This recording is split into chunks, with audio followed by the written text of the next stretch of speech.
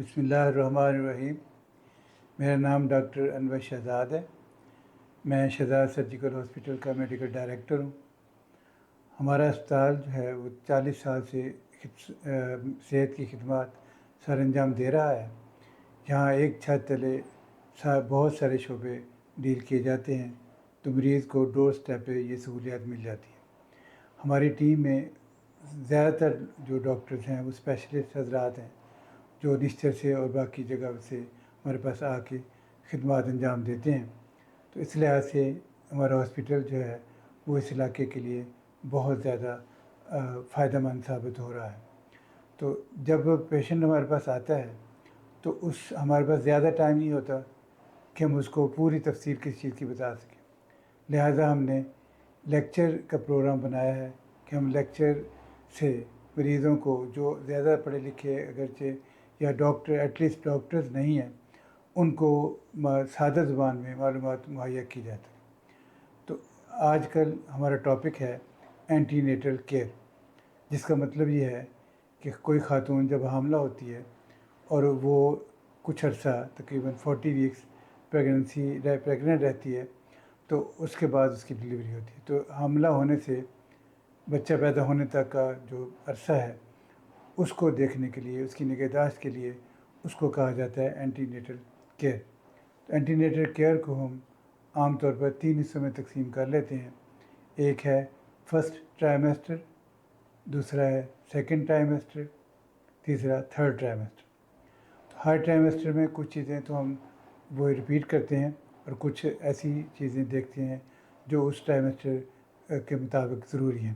مثال کے طور پر جب کوئی خاتون، کسی کا شادی شدہ خاتون کا پیریڈ مس ہوتے ہیں اور اس کو کچھ علامات ظاہر ہوتی ہیں، جیسے متلی ہے اور پیاس لگنا، دل کی دھڑکن تیز ہونا، تو اس سے انہیں اندازہ ہوتا ہے کہ شاید وہ پریگننٹ ہو گئی ہے یا اس کو حمل ٹھہر گیا ہے۔ تو اس صورت میں وہ پھر اپنا پیشاب کا ٹیسٹ عام طور پر کراتے ہیں یا خود کر لیتے ہیں یا کسی ڈاکٹر یا لیبارٹری میں جا کے، تو انہیں اس سے تصدیق ہو جاتی ہے کہ واقعی جو ہے وہ حمل ٹھہر گیا ہے۔ اس سے بھی مزید یہ کہ گھر میں جو زیادہ عمر رسیدہ یا بڑی خواتین ہوتی ہیں، ان کو بھی ایک اندازہ ہو جاتا ہے کہ کوئی بچی یا خاتون یا نوبیاحتہ جو ہے وہ اس طرح شاید حاملہ ہو گئی ہے۔ اس کے بعد پھر وہ اپنے میڈیکل جو ان کا فزیشین ہے اور فیملی فزیشین، اس کے بعد جاتے ہیں، اور ضرور جانا چاہیے تاکہ وہ ان کو مزید رہنمائی پہنچا سکیں۔ جو اینٹی نیٹل کیئر ہے اس کے بھی تین مراحل ہیں۔ ایک یہ کہ بھی عام طور پر جو پیشنٹ ہے جس کی کوئی کمپلیکیشن نہیں ہے، اس کو ایک مڈ وائف بھی دیکھ سکتی ہے، اور مزید یہ کہ اگر اس کو تھوڑا سا کوئی مسئلے مسائل ہیں یا پچھلی حمل میں پیچیدگیاں تھیں یا اس میں ہیں، تو وہ پھر اسپیشلائز کیئر میں چلی جاتی ہے۔ تو اس طرح کر کے جو فرسٹ ٹرائمیسٹر ہے اس کو کہتے ہیں بکنگ وزٹ۔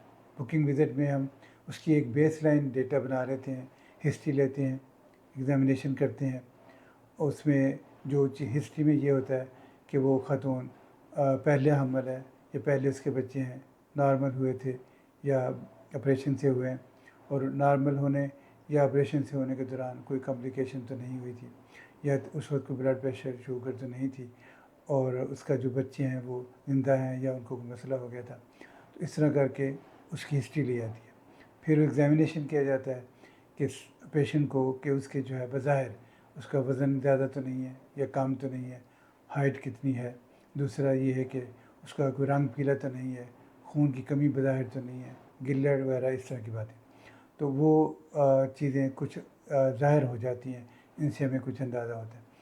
تیسرا یہ ہے کہ بھی اس کے کوئی ریڈیالوجی سے کہتے ہیں ریڈیالوجسٹ ڈائگنوسس، کہ یا اس کا الٹرا ساؤنڈ وغیرہ کیا جاتا ہے کہ اس کی واقعی جو حمل ہے ایک ہے یا ایک سے زیادہ ہیں اور باقی پوزیشن صحیح ہے۔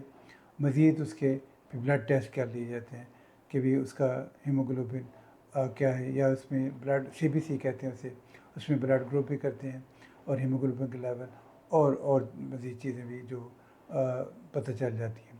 اس کے ساتھ اس کی شوگر کر لیتے ہیں اور ساتھ یورین میں اس کی یورین البیومن پروٹین ٹیسٹ کر لیتے ہیں. اس طرح کر کے ایک اس کی بیس لائن ریکارڈ بن جاتا ہے جو ہمیں بعد میں کام دیتا ہے کہ تاکہ کوئی بعد میں کمپلیکیشن ہوتی ہے تو ہم اس کو اس سے ملا سکتے ہیں، دیکھ سکتے ہیں کہ پہلے سے تھی یا اب شروع ہو گئی. اس کے بعد ہوتا ہے سیکنڈ ٹرائیمسٹر. سیکنڈ ٹرائیمسٹر میں باقی چیزیں blood pressure, urine sugar, urine albumin, یہ چیزیں بھی دیکھتے ہیں. ساتھ اس کے جو ہے الٹرا ساؤنڈ کرتے ہیں. الٹرا ساؤنڈ پہ اندازہ ہوتا ہے کہ ابھی جو ہے نا بچہ صحیح گرو کر رہا ہے اور بچے میں کوئی اس کی ساخت میں کوئی خرابی تو نہیں ہے. اور مزید یہ ہے کہ بچے کی جو ایکوگرافی یا دل کی الٹرا ساؤنڈ بھی کی جاتی ہے کہ بھی اس کے دل کے کوئی مسئلہ تو نہیں، خاص طور پہ ان خواتین میں جن میں کوئی فیملی ہسٹری ہے کہ پہلے کوئی بچہ یا کوئی بڑا اس سے متاثر ہوا تھا. مزید یہ کہ اس میں ہم جو پہلے عام طور پر وزٹس ہوتے ہیں، اگر صحیح وزٹ پورے کیے جائیں تو پہلے سے 28 ہفتے تک جو ہے وہ ہر ماہ وزٹ کیا جاتا ہے، اور 28 سے 35 ہفتوں تک جو ہے وہ 15 دن بعد وزٹ کیا جاتا ہے، اور 36 سے آن ورڈ 40 ہفتوں تک ہر ہفتے وزٹ کیا جاتا ہے. تو یوں سیکنڈ ٹرائیمسٹر میں الٹرا ساؤنڈ جو ہے وہ بہت اہم ہے. وہ یہ بتاتی ہے کہ بچہ صحیح گرو کر رہا ہے، پانی صحیح ہے، پوزیشن صحیح ہے، اور عامل اپنی جگہ پہ ہے، یا کوئی بچے دانی میں یا کسی طرح سے کوئی بیچ میں نقص تو نہیں ہے. تو اس کو ہم گروتھ سکین بھی کہہ سکتے ہیں کہ ہم بچے کی گروتھ دیکھتے ہیں کہ بھی وہ ٹھیک بڑھ رہا ہے، اس کے پیرامیٹرز ٹھیک ہیں، اس کا ایک گراف بنایا جاتا ہے. پھر اس کے بعد جب تھرڈ ٹرائیمسٹر ہوتا ہے اس میں ایک دو تین چیزیں ہم 28 ہفتے پہ دیکھتے ہیں. ایک تو یہ دیکھتے ہیں کہ اس کی ہیموگلوبن کتنی ہے. اگر ہیموگلوبن کم ہے تو اس کے مطابق کتنی کم ہے اس کے مطابق اس کو ٹریٹمنٹ دیا جاتا ہے. ہمارے معاشرے میں آئرن ڈیفیشینسی انیمیا سب سے کامن ہے، جو فولاد کی کمی، کیونکہ جب ہمارے خواتین ہوتی ہیں ان کو میسٹرل جب پیریڈز ہوتے ہیں ان میں بلڈ لاس ہوتا ہے. دوسرا، خواتین بعض اوقات جو ہے نا وہ مٹی کھاتی ہیں یا اس طرح کر کے چونا اور چیزیں، تو اس میں پیٹ میں کیڑے ہو سکتے ہیں، ورمز جسے کہتے ہیں. تو جو ورمز ہیں وہ دن میں 100 ml تک بلڈ بھی پی جاتے ہیں. تو اس لہٰذا جو جس میں خون کی کمی ہو اور وہ آئرن ڈیفیشینسی انیمیا ہو تو اس کو پھر جو ہے نا ہم ڈی ورم یعنی کیڑوں کے لیے بھی دوائی دے دیتے ہیں، اور ساتھ اس کو کھانے کی دوائی دیتے ہیں، اور اگر وہ ٹالریٹ نہ کر سکے تو پھر ہم اس کو انجیکشن کے ذریعے بھی دوائی دیتے ہیں. لیکن اگر خون کی کمی بہت ہی زیادہ ہو، 6 ہیموگلوبن ہو، 6 ڈیسی گرام پر لیٹر جو ہے وہ ہو، یا اس سے بھی نیچے ہو، تو پھر ہم اس کو بلڈ ٹرانسفیوژن کرتے ہیں. تو گویا کہ جو ہیموگلوبن کی مقدار کے مطابق ہم اس کو، اور کتنا عرصہ رہ رہا ہے پریگنینسی میں، اس کے مطابق اس کو ٹریٹمنٹ دیتے ہیں. پھر جو ہے ہم 28 ہفتے پہ اس کو شوگر چیک کرتے ہیں، جو کہ پریگنینسی کے لیے جو اچھا ٹیسٹ ہے وہ گلوکوز ٹالرنس ٹیسٹ ہے.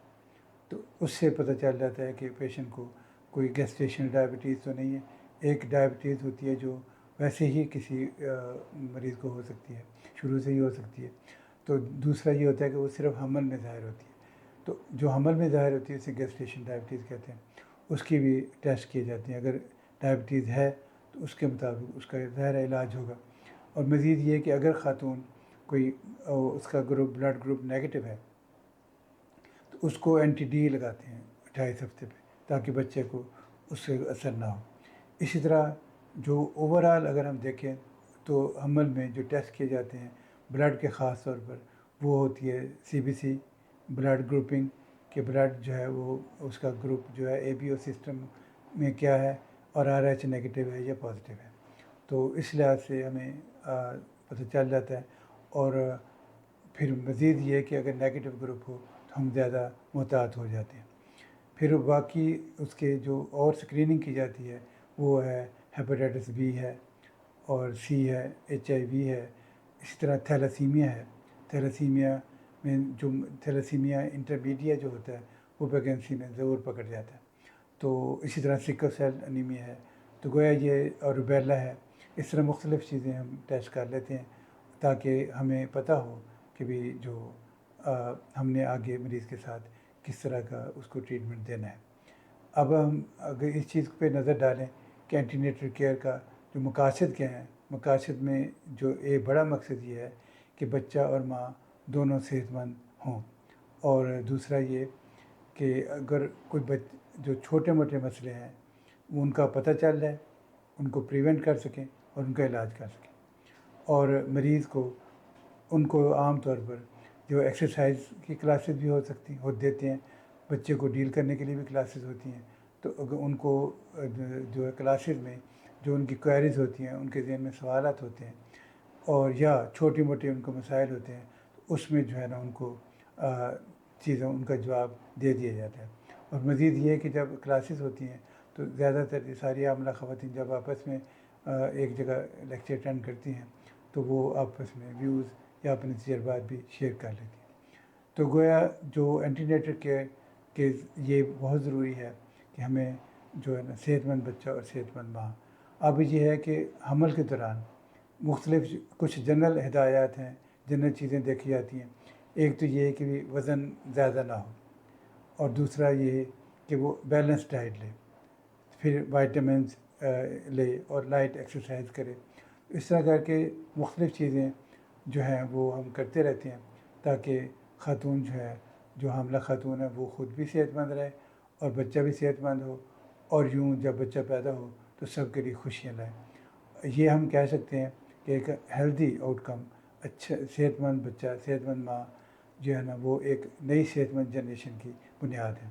تو میں پھر یہ تاکید کروں گا کہ ہمارے ہاں چونکہ دیہاتوں میں یا عام گھروں میں بھی جو لوگ ڈاکٹر یا فیملی فزیشین کے پاس اتنا نہیں جاتے، اپنے ٹوٹکے استعمال کرتے رہتے ہیں، تو اس سے زیادہ بہتر یہ ہے کہ وہ اپنے فیملی فزیشین کے پاس جائیں یا نئی ڈاکٹر صاحبہ کے پاس جائیں، اور وہ ان کو ان کا چیک اپ بھی کریں گی، ان کو مختلف رہنمائی کے لیے بھی اصول بھی بتائیں گی، اور اس سے جو ان کے سوالات ہوں گے ان کے جوابات بھی دیں گے۔ تو یوں بہت ساری جو ایک بچی یا حاملہ عورت کو پریشانیاں ہو سکتی ہیں وہ ان سے بچ جائیں گی، اور بر وقت انٹرفیئرنس کر کے، بر وقت ان کو علاج بتا کے، تو وہ جو ہے نا بہت ساری پیچیدگیوں سے بچا جا سکتا ہے۔